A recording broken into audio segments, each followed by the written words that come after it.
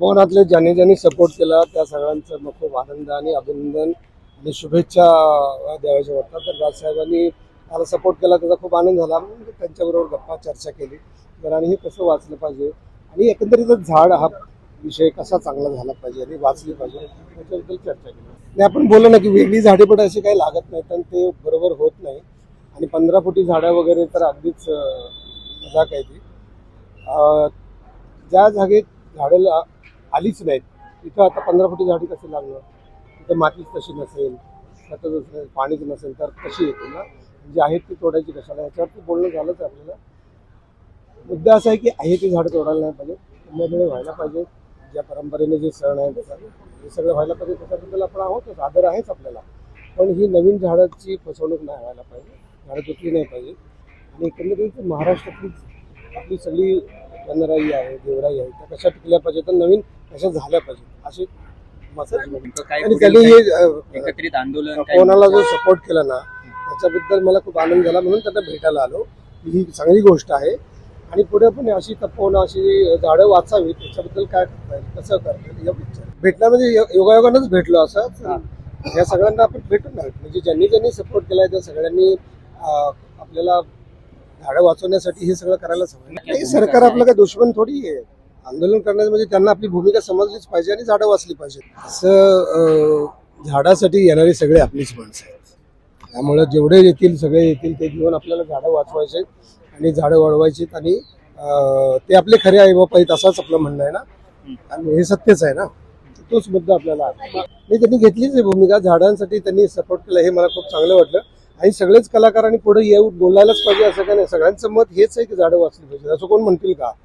आता काही पर्यावरणवादी विनाकारणच सपोर्ट करत नसतील तर ते जरा त्यांचा विचार करावा लागेल. पण पर्यावरणवादी म्हणजे तू पण पर्यावरणवादी ह्या पण आहे. कोणाला वाटतं काय झाड तोटावं, तुम्हाला वाटतं काय काय तोटावं वाटतं का झाड.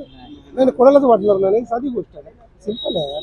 म्हणून झाड नंतर आपण आहोत. मला ते एक्झिबिशन सेंटर वगैरे जागा विकली जाऊ नये हे प्रामाणिकपणे वाटतं. ते बहुतेक करणार नाहीतच. तसं होणारच असेल तर मग भेटू.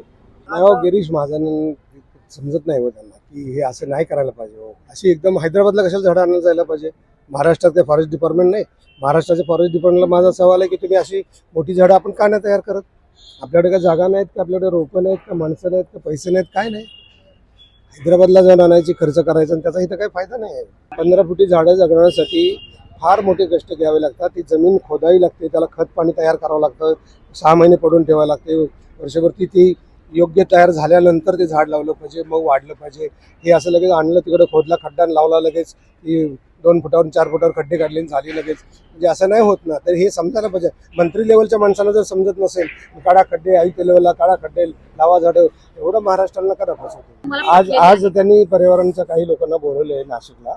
12 वाजता त्यांची मीटिंग होणार आहे. आणि मला वाटते बातमी आली आहे रद्द केलं म्हणून, पण अजून कागदोपत्री ते आलेलं नाही. मला वाटते आज देखील झाडं तोडून काय व्हायला नाही. छोटी झाडं मोठी झाडं 10 वर्षाची आणि 100 वर्षाचा असा काय मुद्दा नसतो. झाड असतं, त्याचं एक वय असतं. आणि झाडं तोडून पर्याय झाडं लावणं हे काय बरोबर आहे. अहो गवत असो, झुडपं असो, वेली असते, ही झाडाचेच प्रकार आहेत ना. ते म्हणजे काय फालतू आहेत आणि हे म्हणजे काय. त्याच्यावर तर आपण जगतो ना. झुडपं, वेली, गवत, आपण अन्न पाणी खातो ते गवतच आहे ना एक प्रकारचं. सगळं गहू, बाजरी, ज्वारी, ऊस हे सगळं गवत आहे ना. मका बिका हे गवताचेच प्रकार आहेत ना. वेलीवरचं काय नाही खात आपण. वेली लगेच ते आपण काढायचं आणि त्याच्यावरती किती प्राणी पशु जगत असतात ना. राज ठाकरे हे चांगले नेते आहेत, चांगले विचारवंत आहेत आणि कलाकारांसाठी तर खूपच चांगले आहेत. मला नेहमीच ते आवडतात आणि आम्ही नेहमीच भेटी घ्यायचा प्रयत्न करतो. फार कमी वेळा भेटतो पण आज या निमित्तानं असल्यामुळे सगळं मीडियासमोर येतं. तर अदरवाईज मला तर माणूस म्हणूनच आवडतं.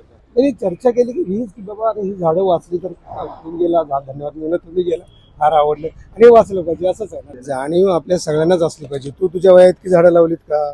तू आयुष्यभर आपण ऑक्सिजन खाणे होतं आपण ती झाडं लावलं का. गव्हर्नमेंटने सरकारनं करायचं म्हणजे आपण सगळ्यांनी मिळून करायचं आणि सरकार पण आपलं आपणच त्यांचे आहोत. त्यामुळे आपण सगळ्यांनी मिळून झाडं वाचवली पाहिजे, सगळ्यांनी मिळून झाडं लावली पाहिजे. नाना पाटेकरांचं मत झाडं वाचवण्याचंच आहे. काल ते नाटकाला आले होते.